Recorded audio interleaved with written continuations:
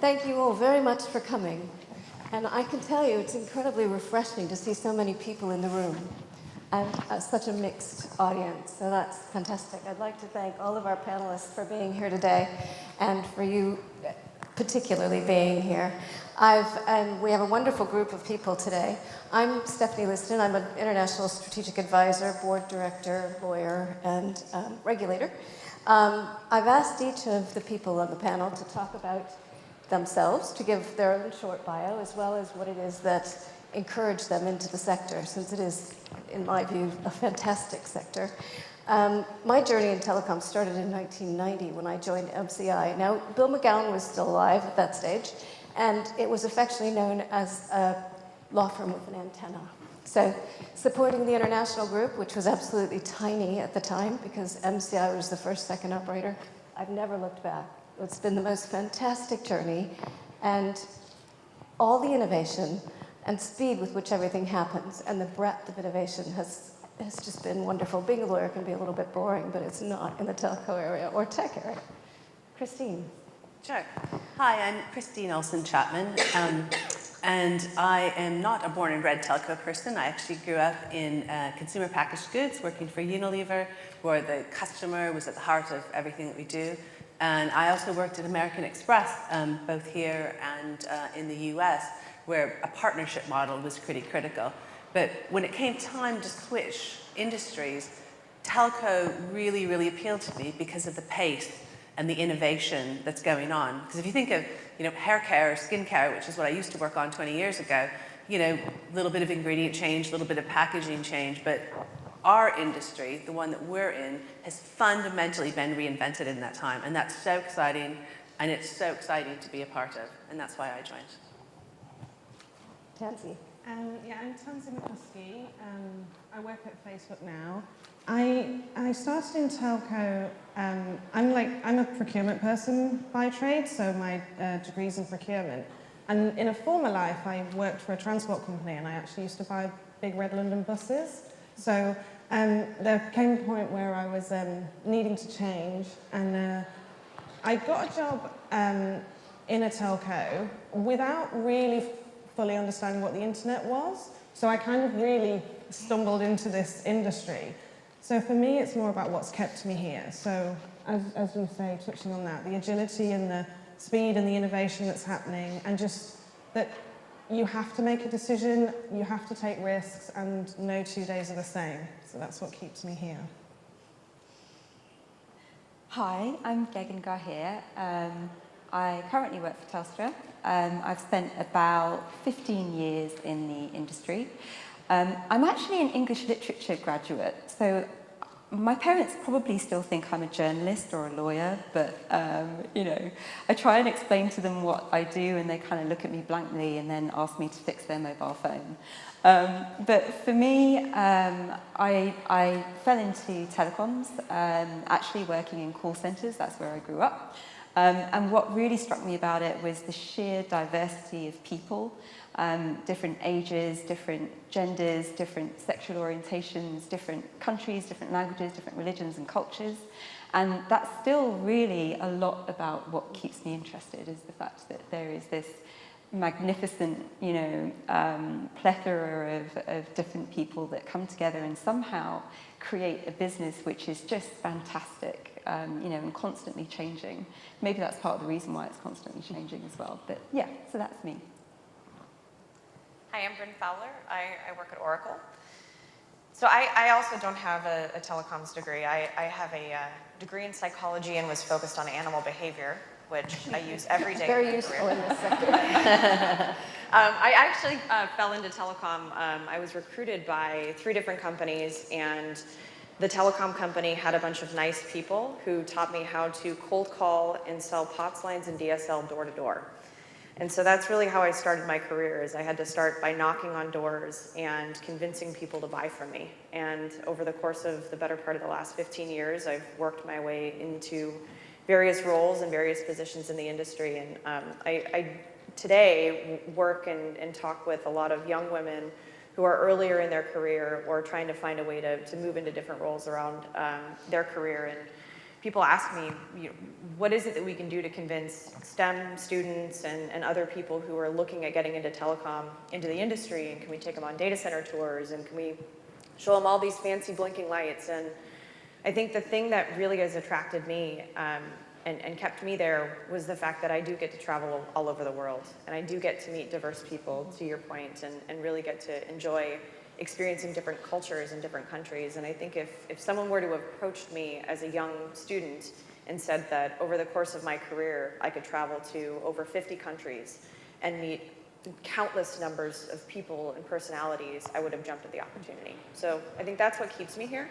I think that there are various paths that one can take throughout their career to get to the point that we're all here today. And I don't necessarily think that that's something that's unique to being female in the industry, but I think it's more that this industry is unique and it offers us those opportunities. Annette.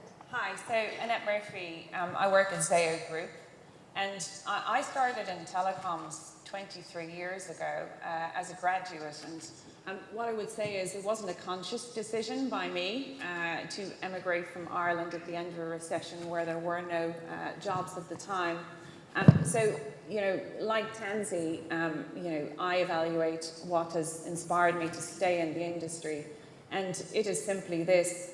I don't believe that there is an industry like the one that we operate in, an industry that has undergone so much transformation over the years, and an industry that has the ability to continue to transform other industries through the innovation that we come up with day in, day out. As we say at Zayo, fibre fuels innovation, and I think that certainly is borne true in everything we do. Thank you.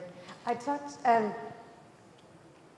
to Kristine earlier about recruitment and some of the programs that you were interested in. Do you want to pick up and off and talk about recruitment, some of the ideas you had, and then maybe if other people want to comment on that? Sure. I mean, two of the things that I'm really passionate about when it comes to building an inclusive workforce, and actually maybe it's worth pausing and saying why I care about inclusivity. And for me, I shared with you the story when I was growing up on a sheep farm in Minnesota in the middle of America. Everyone was from the same ethnicity, everyone was from the same religion, everyone was exactly alike, they voted the same, etc. And suddenly I landed in New York City at 24, and my world was opened up. And so for me, the ideas that I was exposed to, the cultures that I was exposed to, a lot of the things that you talked about, diversity, etc., is so powerful, because if you limit yourself to one type of person, is limiting by nature. So opening up a world of possibilities, that's why it's important to have a diverse workforce. And the two things I'm particularly passionate about are, first and foremost, casting the net broad. So I think, even myself, I go and read job descriptions that people have written, and it's like, I need a person who's done exactly this, and they've done that for 5 years, and then they did this. And if we want to open up inclusivity, opportunities for women, etc., we have to look outside of possibly telco, and look at other industries, really, really critical, and not just say, I need exactly this cookie cutter of what was there before. So that's one thing, is cast the net broad and look outside of your industry. The second thing that I'm really passionate about is starting early. And so there are only so many women, there are only so many people in the industry, and we've got to reach out and get into the schools, get into the universities, I'm very passionate about grad programs, because that's a way to bring people in and have a fair intake that's balanced, etc. So those are the two of the things I think are really, really critical. And do you have apprentices at TALKTALK? Is that a program that you have at TALKTALK, or any of the other companies have, to bring people in at sort of a very young level in that?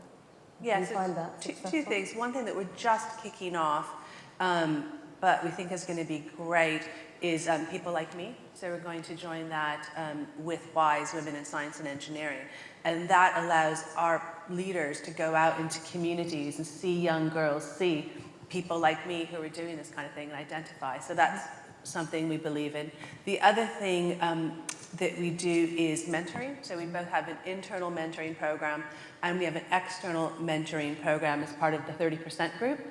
There's an external thing. So we're set up for instance, I just met my mentee last week from EY, and she's coming to me with various questions coming back from maternity leave, thoughts about things she wants help with, etc.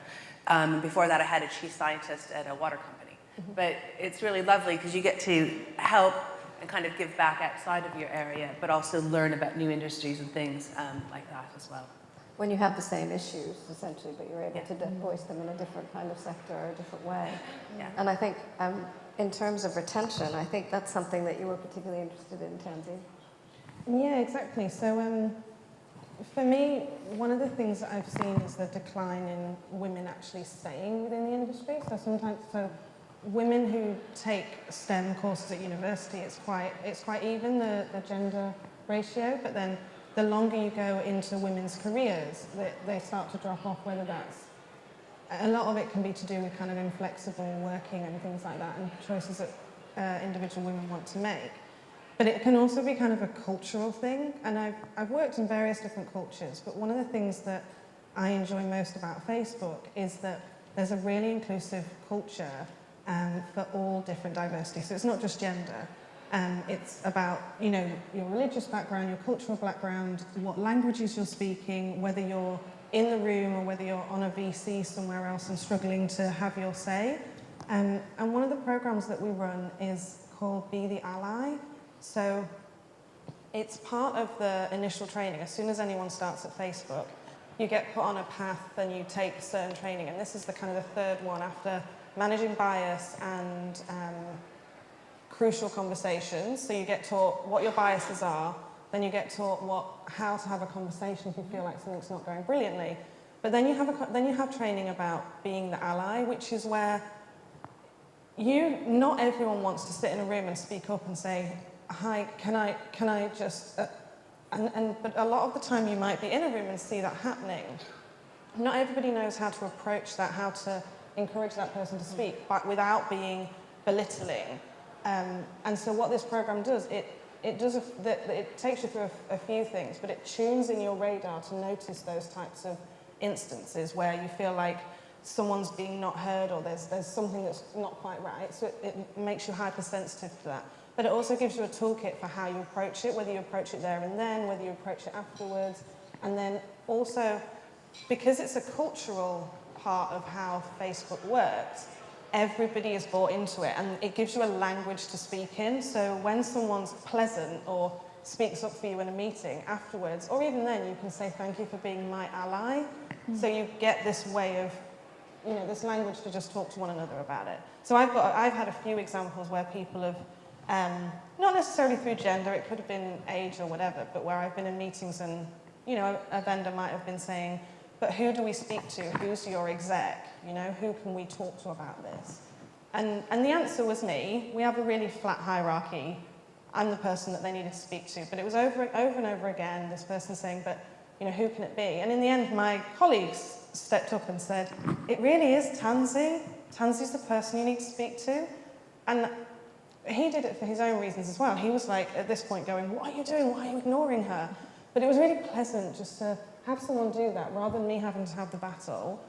And also then to be able to afterwards say to him, thank you for that. That was just really nice. And he said, oh, I was your ally. And then he got excited and I said, I'll pay it back. If I ever see the same thing happen to you, I'll be your ally.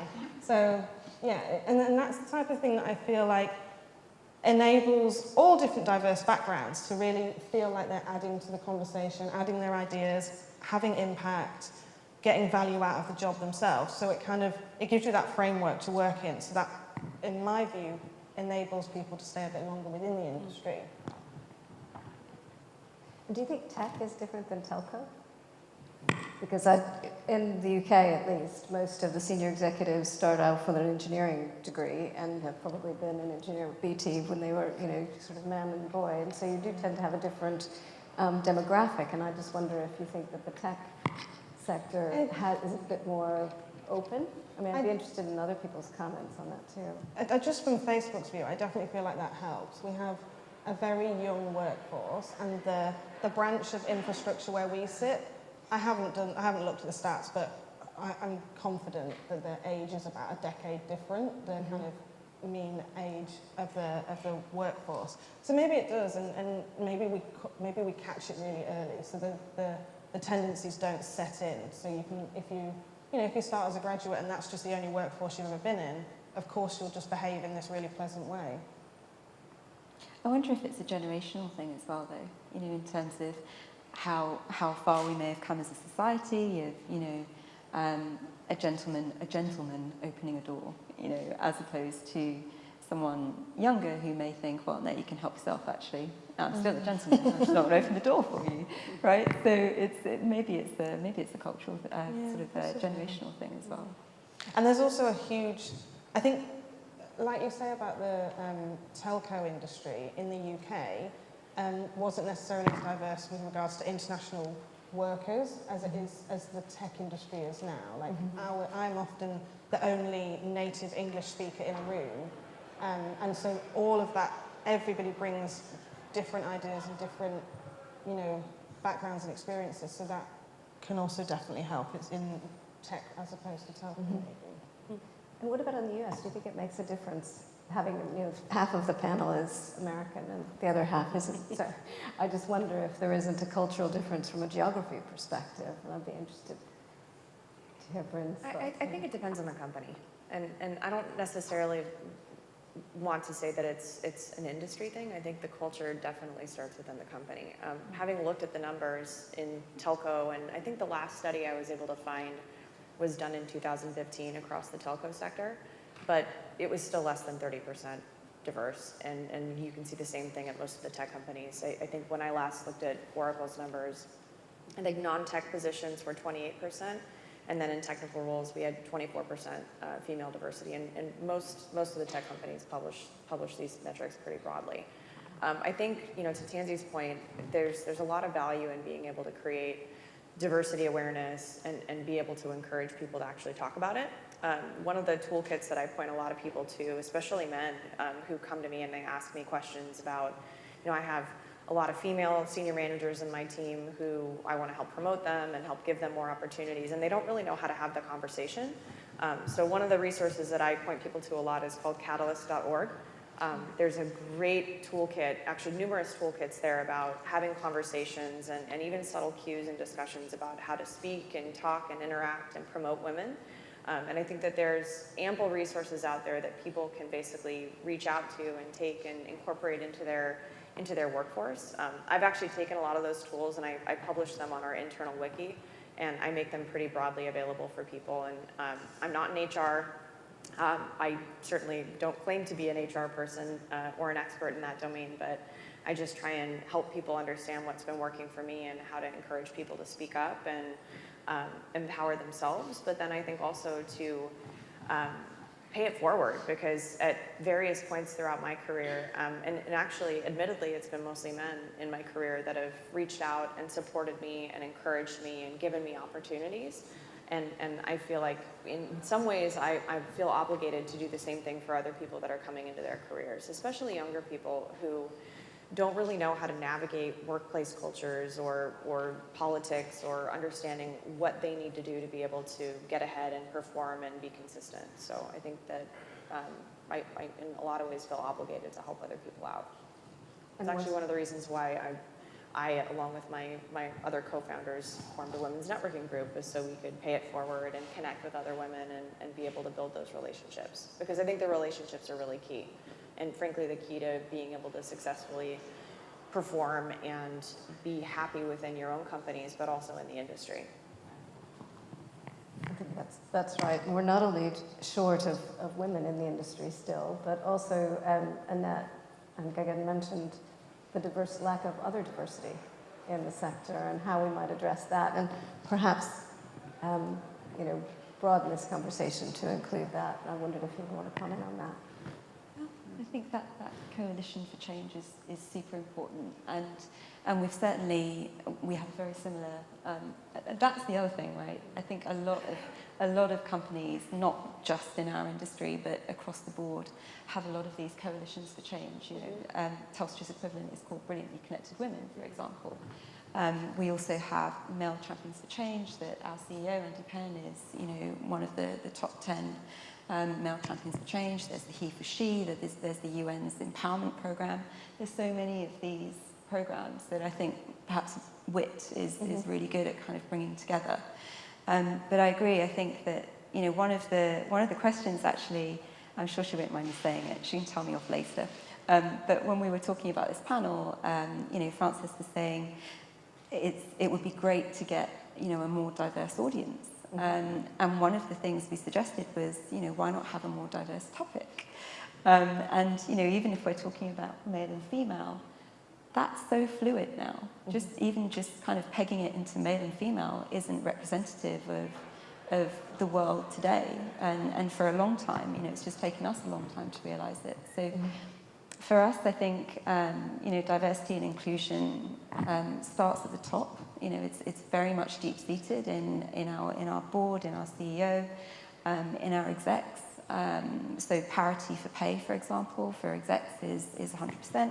For middle management is 97%. There's some work to do on the operational level, which is around, I think, 88%.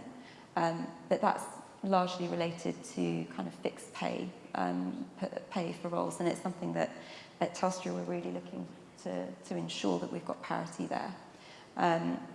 But yeah, D&I think is hugely ingrained, and I think to your point, you know, we need to kind of open that net a little bit and not just look at our industry to benchmark ourselves against, but to look much more widely across, you know, who is truly world-class at diversity and inclusion, and how do we emulate that into our industry.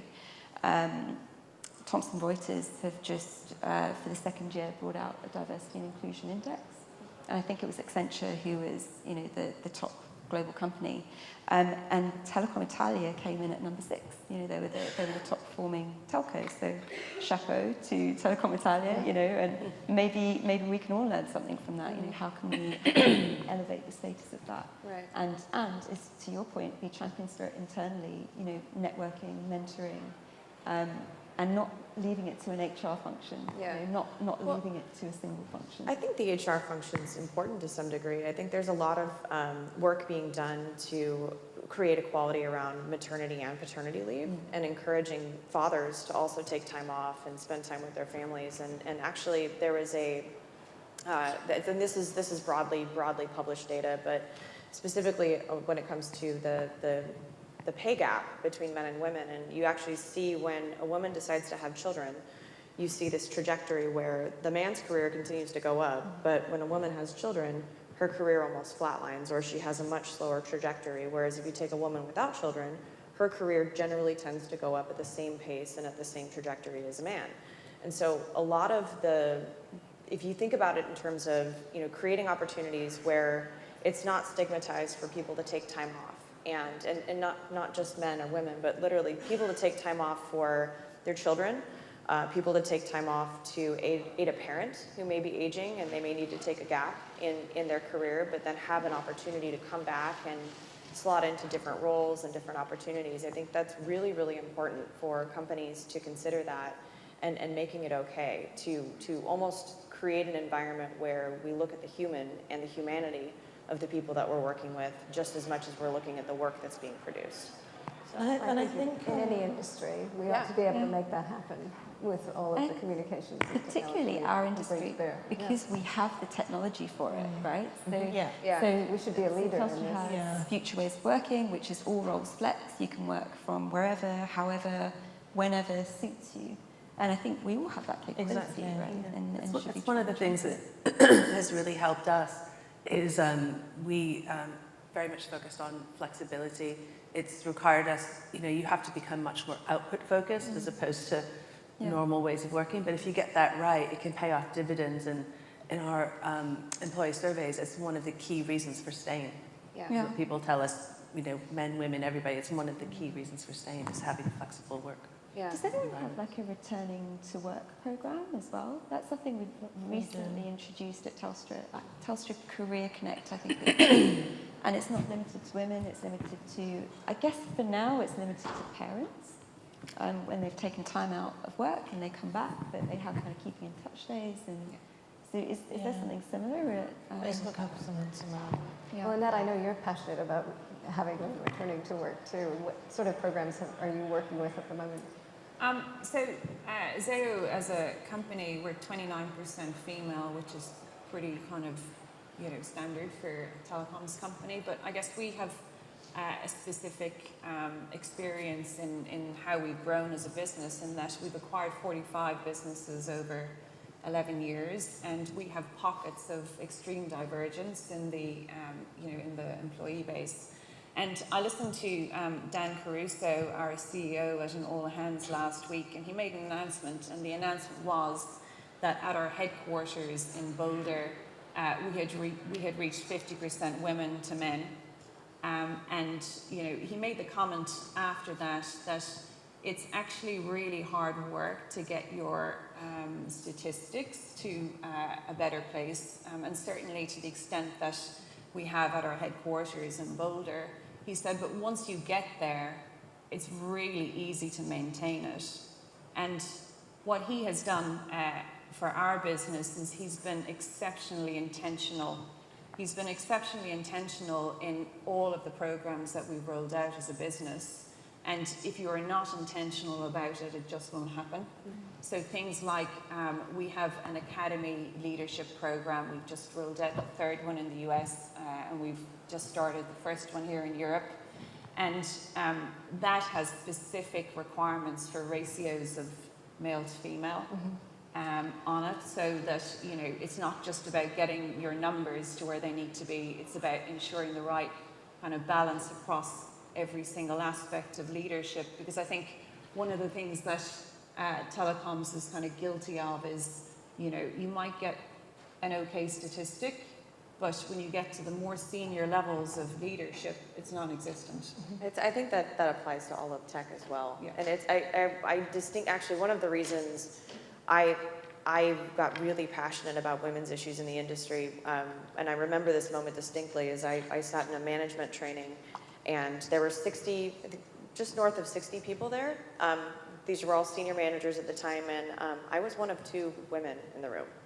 And I looked around and I said, there are no women. This is weird. And it's becoming increasingly more difficult as I move higher up into leadership roles for me to find mentorship that's female. And I've been really fortunate to have really, really good females around me. But I've actually, as part of my intent, I've been focused on it. And I've put myself out there, and I've asked for support. And I've reached out to people and been very direct. And I've asked for mentorship opportunities, and they've been fortunate to provide them for me. But I think that, going to the point of intention, it's incredibly important. And I think that people have an opportunity to also contribute at no matter what level that they are, but I think encouraging people to ask for help, encouraging people to speak up when they don't understand something, and creating environments where it's okay to ask questions and it's okay to seek information and learn. It also creates a more inclusive environment, because you're allowing people to basically be open and honest about gaps in knowledge, or creating opportunities for them to speak. And I can say, speaking of the job posting point that you were making earlier, where I've cast an extremely wide net for women, and I've sought women in roles. In fact, she's actually here in the audience. I've stalked women on LinkedIn and ended up hiring them because I've seen things in them that they may not necessarily have known that there was an opportunity that existed. I just went out and looked for them. And so that's another thing too, that I will spend, I don't use recruiters. I've got plenty of recruiters available to me in a company as large as Oracle, and I handpick every person on my team, or at least every person on my direct team. But I've made a point to go out and proactively look for people. And I've had people ask me, what are my methods? And I try and coach them too. So I think that that's another thing too, is that if you're a hiring manager, you have massive opportunity to create change just within your own team. And that change will eventually propagate across the company if you can help educate other people on how to do it. I think it's important to have the culture of the company supporting you as well, Yeah. to have that as a kind of symbiotic relationship. We have something that's been launched internally, in kind of internal Facebook, I guess. Thanks. It's called My Career, and it gives individuals the opportunity to extol things like different languages that they might speak, or different cultures that they might know of, or different countries that they might have lived in, or different countries that they want to live in, and it makes it extremely easy as a hiring manager to be able to kind of flip through and say, okay, who's leaning into it, who really wants to have a change, or is looking for mentorship, or has the ability to do it maybe. But to your point, it's really super important to have that intent as a company, and then to mirror that as an individual in that company. Yeah. So I would say the parts of our organisation where it's been easier to be very intentional, like headquarters, like our board, 4 out of our 9 board members are female. That's been achieved because it's been easier. We have pockets of our organisation, so recent acquisitions where the statistics are perhaps kind of not where we need them to be. But then there are parts of the organisation that are super diverse. So take our business in France. 46% female.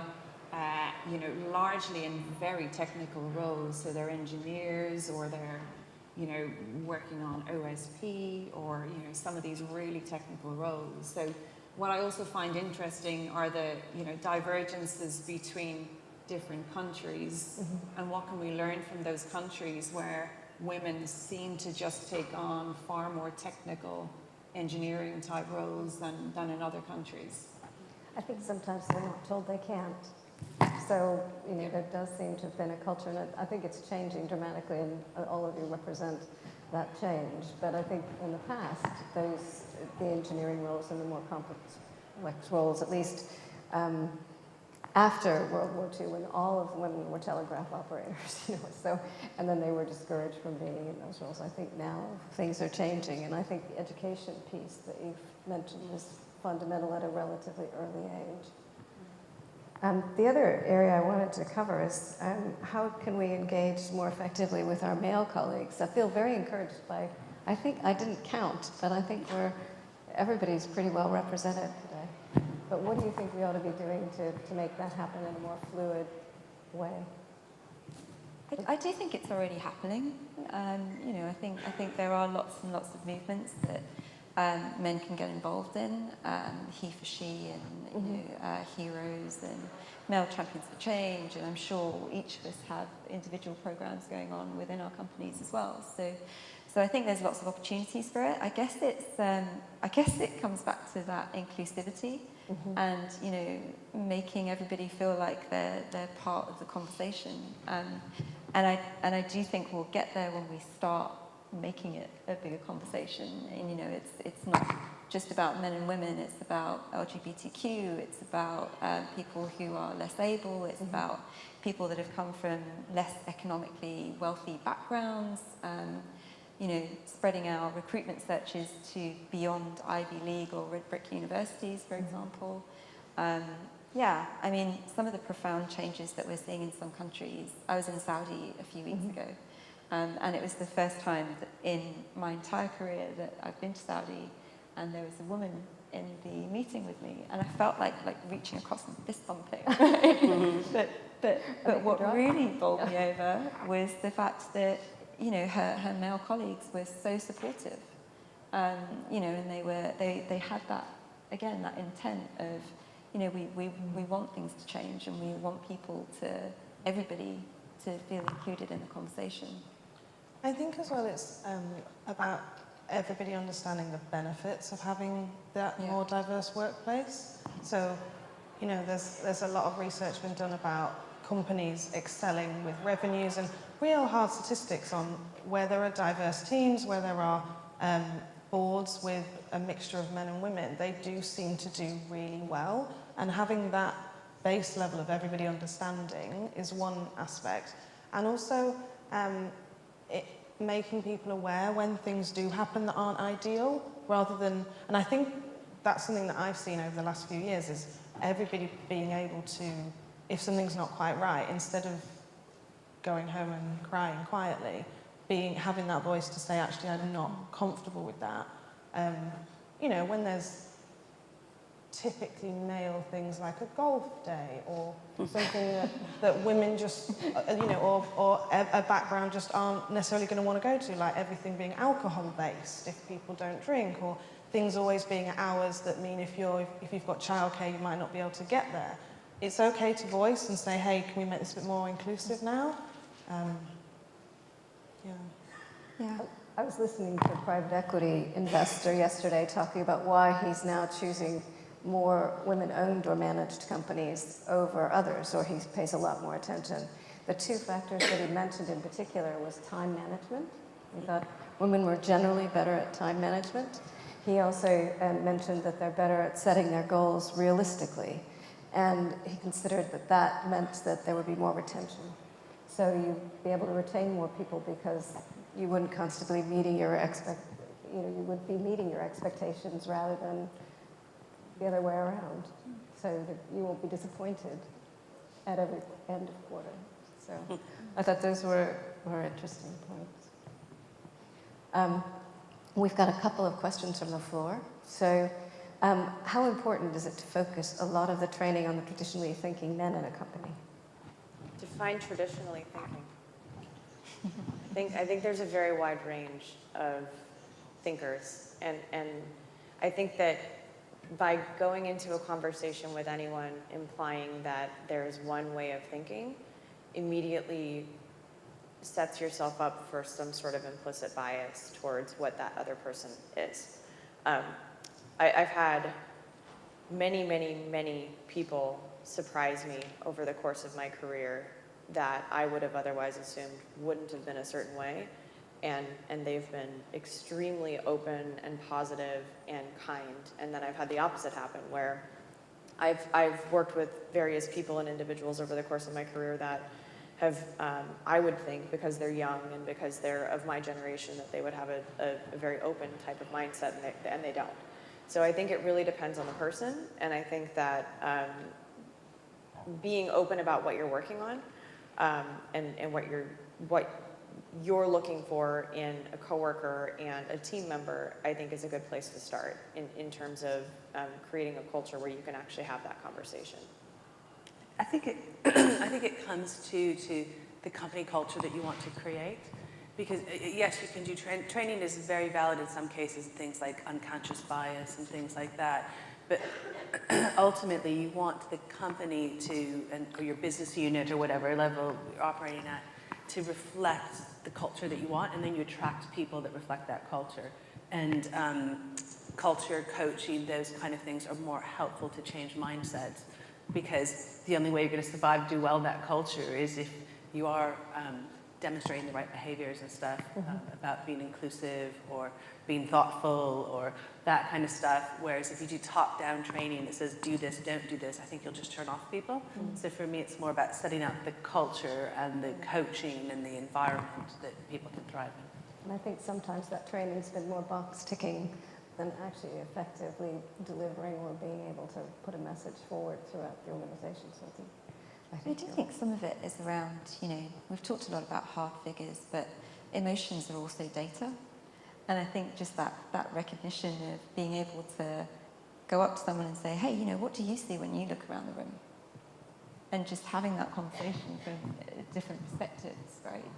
I think that can be a really simple, eye-opening way rather than kind of traditional, as you say, training.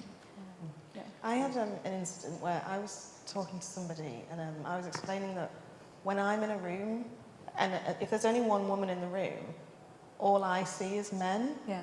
And the man went, oh yeah, because I see at least some mix, but yeah, you only see men. And I'm like, yeah, even that kind of slight perception difference can help. It's a seismic shift, though, Yeah. right, in terms of... I think to some degree, though, and I fell victim to this early on in my career, there was a part of me that liked being the only woman in the room early on in my career, and it was almost like I had a sense of pride of being the only one there, or the only one that was technical, or the only person, the trailblazing, and it just got old and it got lonely, and I think that was a really important and almost pivotal turning point that I went through in my career. Is I just said, you know what, I can't do this alone. I need help. I need friendships. And if you're going to stay here, then you need to build those connections and build those relationships with other women.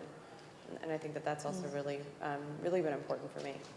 Well, I started Women in Telecoms and Technology in 2000 for exactly that reason. I was really lonely. So as a corporate transactional lawyer, I was often the only, in the telco space, often the only woman in the room. And it was really reassuring to know that there was more and to gather people together. And it's been a much bigger organization now. So similar, we're going to have to join up, I think. So, now, who would like to have you experienced imposter syndrome? I'm not sure whose the question that is. Would anyone like to? Research indicates this is more common in women than men. What advice do you have on how to navigate self-doubt? Be brave. I can talk a little bit on that. So I suffer from imposter syndrome to quite a debilitating degree at times. And I actually went on a course, like an external course, to try and work through it. And one of the key outcomes was that everybody has it at some point, and the 3% of people that have never felt it are sociopaths. That's great. And it was that kind of statistic that I was like, okay, fine. Like, everyone sometimes feels like you're in a room and you're saying something, it's not the right thing, or you've got that nagging doubt. And yeah, the idea was just tell that person to not, the voice that's in your head, would you say that to a friend? And if you wouldn't, then you just tell that voice to be quiet and things like that. Yeah, but it can be quite debilitating, I think. I do think, though, it's the sort of thing that you kind of grow out of as you get a bit older. Sorry.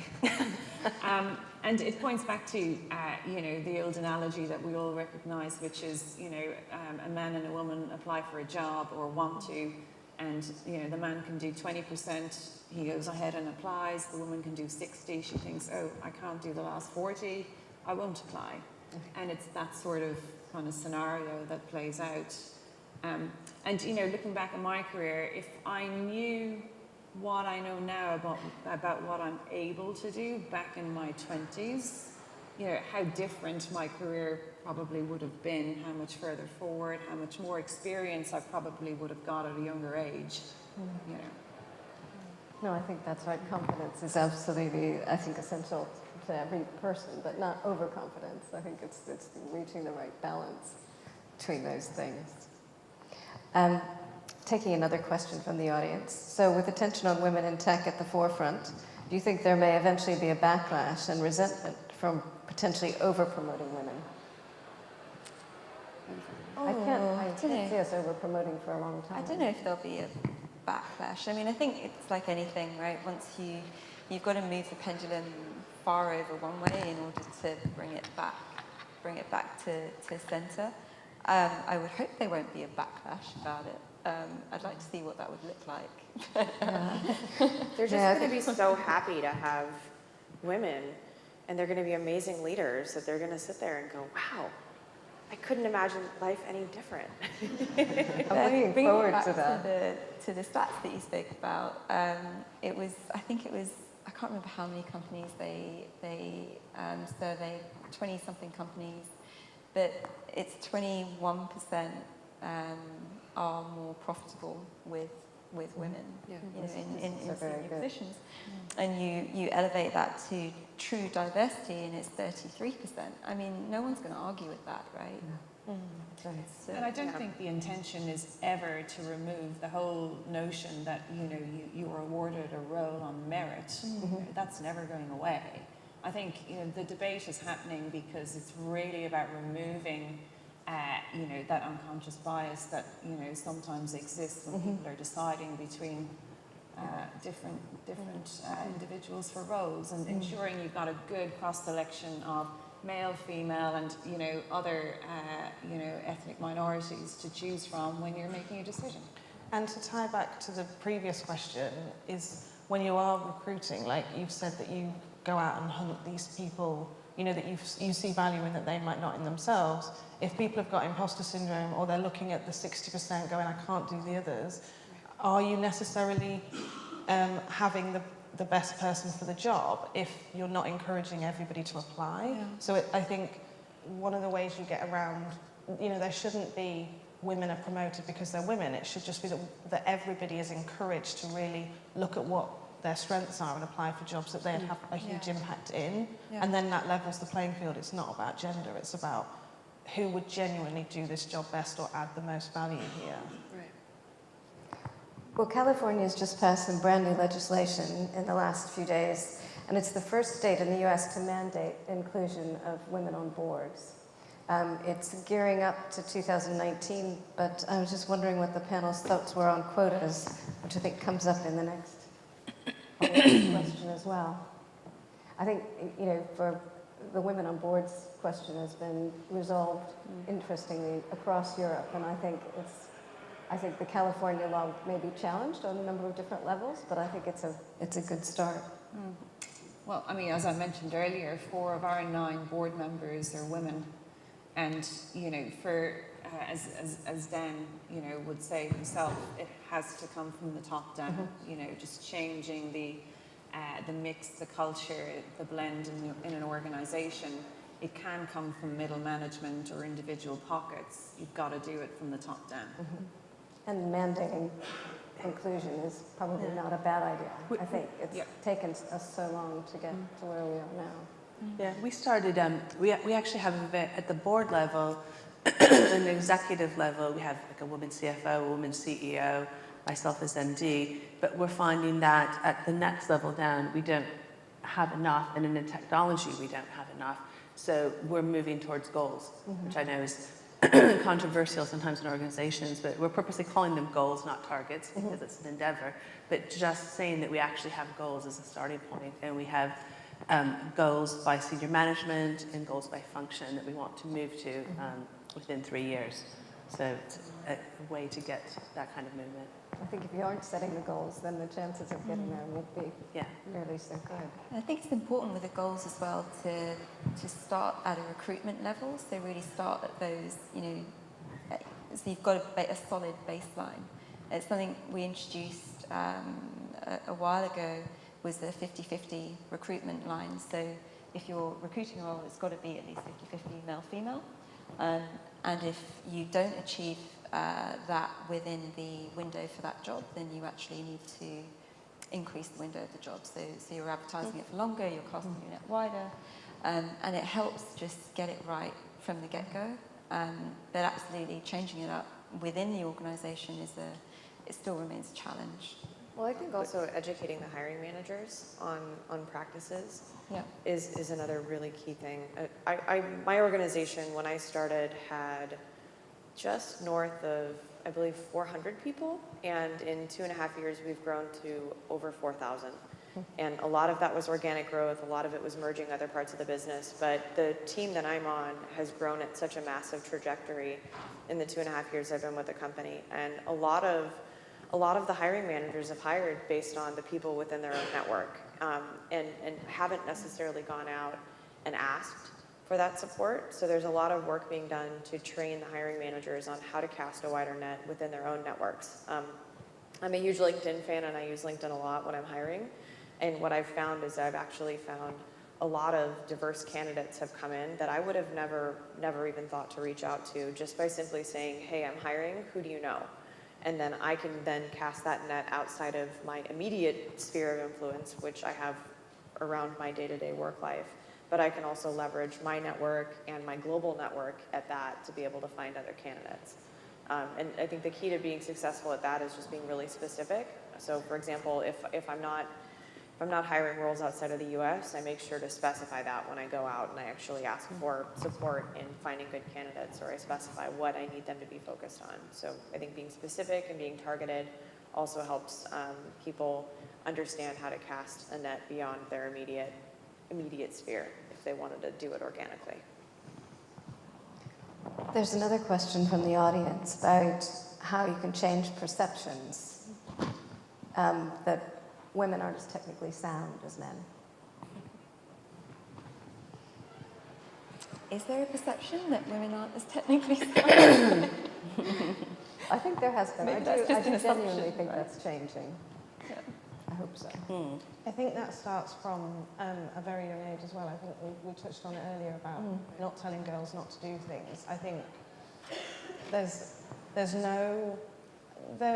I'm still on the fence as to whether the nature or nurture thing, there's really that much difference between men and women at that level. I think there's a lot to be said about the way children are treated and the activities they're encouraged to take on. If you're encouraged to play with Lego and to build things and to make things and to see what happens when you knock something over, then you might grow into a certain person who knows a little bit more than somebody who's told, no, don't do that, sit in your pretty dress, don't get messy. So there's a lot to be said about where we are today based on what maybe happened several generations ago. And hopefully the people in this room and the way people bring up children now means that will be phased out anyway. And being told you can do anything. It might be a generational thing, right? Exactly. Where, you know, I was always really envious of my brother because he got the Lego sets and he got the Matchbox cars. And, you know, I got My Little Pony and that was great, but still couldn't build stuff with that. But interestingly, one of my best friends works for Lego, and one of their challenges is how to create the engineers for tomorrow. And so I think there's a lot more consciousness around it today than perhaps there have been in previous generations. And as you say, you know, maybe as humans, maybe we're growing out of it a bit more. I think awareness and role modeling is so critical, right? And people aren't going to start thinking, so I agree with you, it's like starting early and changing common ways of doing things, but also for people knowing, like my nieces who are all teenagers, you know, the things they get exposed to see the kind of women that lead in technical industries or in science, etc.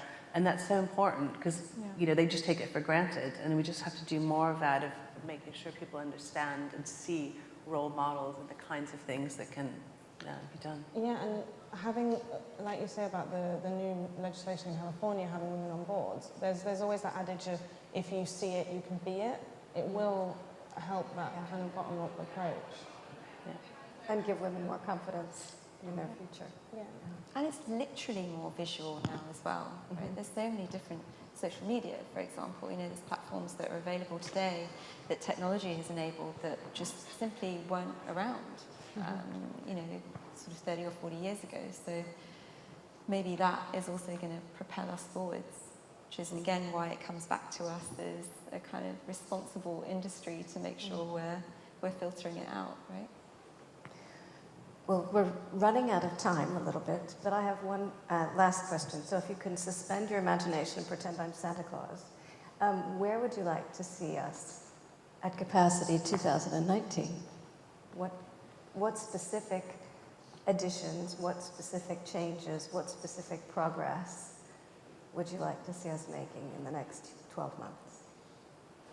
If you could have a wish from Santa Claus. It would be nice not to have a panel about it. Just to you know, to bring it so much into your daily culture, your daily conversations, that you don't have to have a specific arena to you know, have to educate and drum up interest almost. That it was so deeply in our DNA to be diverse and inclusive that we don't have to have a specific conversation. That would be superb. Thanks very much, Mrs. Santa Claus. I'll do my best. I think having diversity on panels, and I know I've spoken on a bunch of different panels, and when I've talked to the people organizing them, they said that one of the biggest challenges is finding women who are actually willing to speak up. And I think some of it might be imposter syndrome, some of it might be for other various reasons, but I think creating an environment where more women feel comfortable speaking on boards that are focused on our day-to-day life and what we work in is a really important thing, so that we don't have to have the women-specific focused panels. We can actually focus on talking about the future of technology and innovation and really where the industry is going. So I think encouraging more people to step up and take those leadership opportunities and speak out is something that I think would be really nice to see in the next 12 months. I'd agree with you on that. The panels next year. I did quickly look at the stats on how many speakers there were, and there's 12, I don't know how accurate the webpage was, so it's purely based on that, but there were 12 women and 65 men. And of the 12 women, 6 of them are here. So that means that on the others there's 6. So I would completely agree. I don't think it's the role of capacity to encourage that. I feel like it's the role of us ourselves to step up or to encourage our colleagues, because we're working with some super smart people. It's for all of us to encourage everybody to say, why don't you go for that slot? You know, you've got some great things to say. So in 12 months, yeah, that would be perfect to see a whole load of more smart women. We'll do the statistics. So I've got 2 answers. If I was to talk about this forum, I'd actually like to see some men on this panel, because I think they have something to offer as far as this agenda item is concerned.